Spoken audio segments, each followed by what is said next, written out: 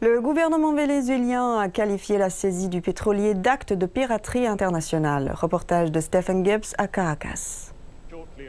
Peu après l'annonce de la saisie de ce pétrolier, le gouvernement ici a publié une déclaration fermement formulée, la qualifiant de piraterie et de vol en plein jour. Il présente l'ensemble de l'incident comme faisant partie d'une tentative des États-Unis de mettre la main sur le pétrole vénézuélien.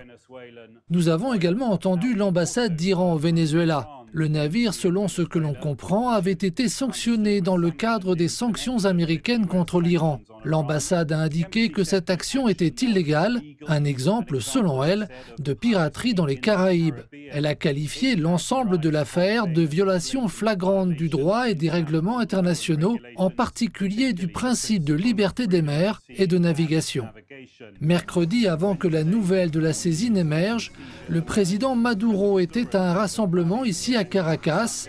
Il a déclaré que le Venezuela exigeait que le gouvernement des États-Unis cesse son ingérence illégale et brutale au Venezuela et en Amérique latine et qu'il abandonne ce qu'il a décrit comme sa politique de changement de régime, de coup d'État et d'invasion.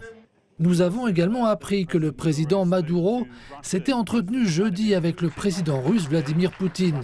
Selon un compte-rendu, le dirigeant russe a exprimé sa solidarité avec le peuple vénézuélien et il a confirmé son soutien au gouvernement ici au Venezuela, bien entendu.